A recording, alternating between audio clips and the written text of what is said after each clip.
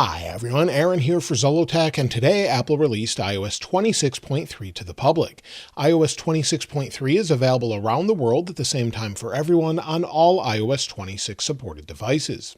If you're not seeing the update, you can find it under Settings, General, and then Software Update. If you're still not seeing it, go back out, go back in, refresh, and you should see it there. Now this update does include many new features and changes, as well as bug fixes and more, so if you want to jump to any specific part of the video, be sure to check out the chapters in the description below.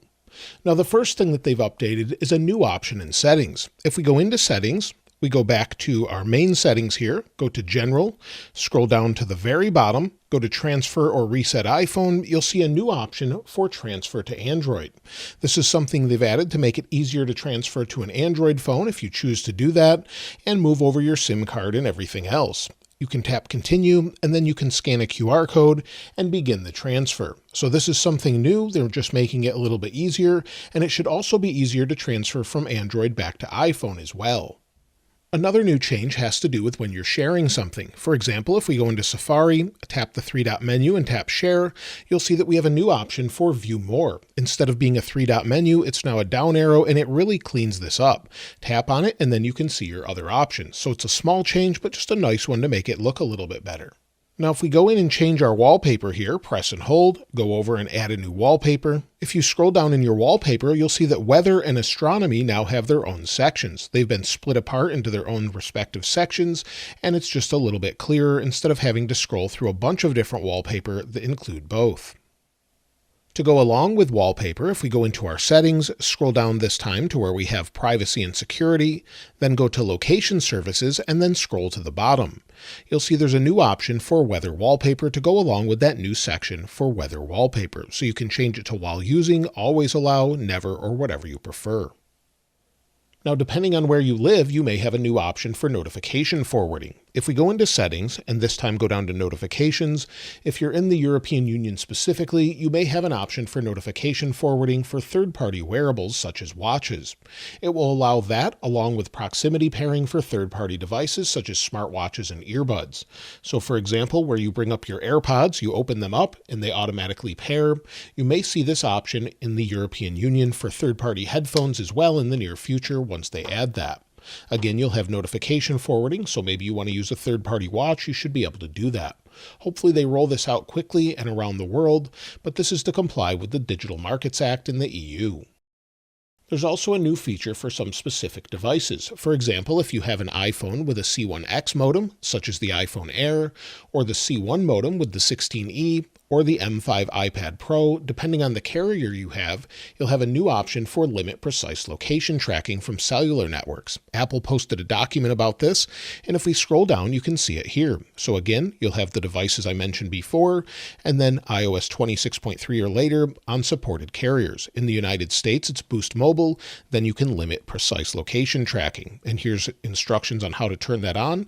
In Settings under Cellular, tap Cellular Data Options, and if you have more than one phone number under SIMs, tap one of your lines, scroll down to limit precise location. You can turn that on or off depending on your device, again, but only on those carriers. Hopefully this rolls out to more carriers soon. Now, one thing we've been waiting for quite some time is RCS encryption. So Apple added RCS messaging, but they haven't had the encryption portion of that.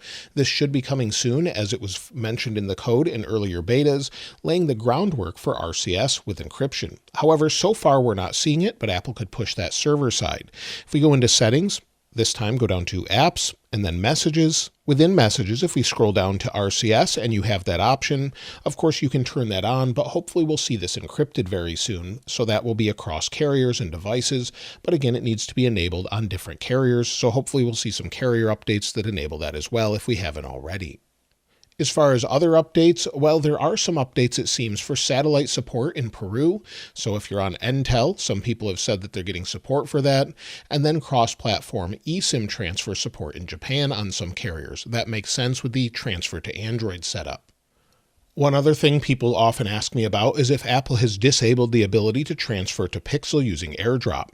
AirDrop was added on Pixel, Google reverse engineered it, and it seems like it should still work. So the first thing we'll do is go on to our Pixel here and then turn on Quick Share. Once we're in Quick Share, we can go ahead and share it here. So we'll AirDrop, and it should show up below. So we'll give it a moment, it shows up, and then we'll transfer over the wallpaper here. So give it a moment to show up, and it seems like it's working just fine. So if you're wondering about that, it seems like it's still working, and it should be added to more Android devices very soon. When it comes to bugs and bug fixes, while Apple is not mentioning a whole lot here, but one thing that we have noticed over using the betas and the RC version is that RAM management seems to be improved. That means going into different applications and having them reload like this just did, as that was closed out before, but it shouldn't do that as often. It will close them in the background if you haven't used them in a while, such as podcasts or music, but if you go into an app maybe that you've used recently, it shouldn't do that. So that's something that seems to be much improved with iOS 26.3. Also, many people are concerned about the keyboard being laggy or slow, and it seems like it's improved. If we go into Notes, within Notes, if I type this is iOS 26.3 on iPhone 17 Pro Max, it looks like it's nice and fast. I really see no issues whatsoever. Some people even on older devices are now saying that it's much smoother. It may lag a little bit, but it does seem to be improved. However, I don't think it's perfect just yet. Also, some people have said that the dock bug is fixed, where sometimes even when it was supposed to be dark, it was showing as light when using dark mode with light icons. So that's something that's been resolved. And also there was blue tint in the camera for some people. That's been resolved. When it comes to Apple CarPlay, I'm asked all the time if it's resolved, and unfortunately so far in iOS 26.3, it still disconnects for me, but it seems to work reliably. What I mean by that is when I get into the car, turn on the car, it will connect on its own wirelessly, then it will work for a few seconds, disconnect, then wait a few more seconds, it reconnects, and then works fine from there on out. For whatever reason it's doing that, it was resolved in iOS 26.2 and then hasn't been working properly since 26.2.1 for me. So it still seems to be an issue. It's not for everyone, but it does seem to be improved in general across many different varieties of cars. Now also the wallpaper bug is still there. You'll see it's nice and vibrant. I swipe home, it desaturates. It seems less severe on this update, but it's definitely something that's there. But some people have told me that Apple provided feedback and said it should be resolved. So it's definitely a bug that's there. Why it's still showing this way, I'm not sure. You can see it definitely brightens up and then sort of dims and desaturates. So hopefully we see that resolved very soon. When it comes to security updates, we can expect quite a few. If we go to Apple's security release website, you'll see we don't have the latest updates yet. This can take minutes to hours to days sometimes for them to update this. So hopefully they'll update it very soon with all of the available security updates, and I'll leave a link to this in the description below, but it will be published here as far as what to expect. So we can definitely expect quite a few of those. When it comes to releases, well, the big update we're waiting for is iOS 26.4. Some have said to expect it in a couple weeks, in the week of the 23rd.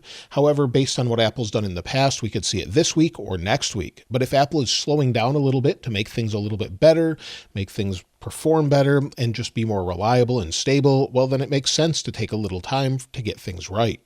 So if it is going to be the week of the 23rd, that's when we'll see Siri 2.0 with Google Gemini sort of being the basis of the new Siri 2.0 update. That's what we expect in the near future with context aware and all of the things we've been waiting for since Apple originally announced it with Apple Intelligence. So we're definitely waiting for that update, and hopefully we'll see that beta soon with a public release probably toward the end of March. Of course, iOS 27 is expected to be the next major update that should be shown at WWDC 2026 for the first time, usually in the second week of June. That will be betas throughout the summer with a public release in September. That's said to be more of a stability update this time around, so that's what we can expect there. Now, if you're wondering if you should install iOS 26.3, well, throughout the betas, it's gotten better and better.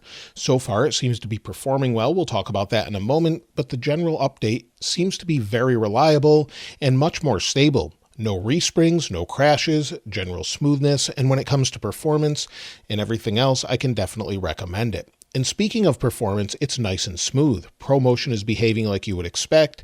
It's nice and fast scrolling in the app library. If we go back and maybe open the camera quickly, it opens nice and fast. No real issues to report here. It's been very, very stable. And of course, only time will tell, but so far it seems to be very good. But we'll talk about this more in the weekend follow-up video. But on older devices, many people say it's very, very fast and just generally very smooth, whether it's scrolling, opening and closing apps, or going into something you haven't used in a while. It seems like it's very fast.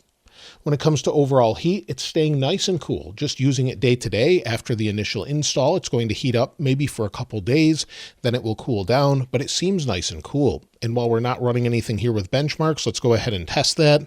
We'll run these here, and then we'll take a look at thermals and just see how it's handling it overall. As it's running benchmarks, we can take a look at the heat and how it's dissipating out the back with the vapor chamber, and we're only around 32.5 degrees Celsius. So it may go up and down a little bit, but staying under 33 degrees is cooler than we've seen in the past while running this test. So it seems like it's performing quite well. But again, if you're having issues with it getting too hot, give it a few days for it to complete processing in the background, and it should cool down.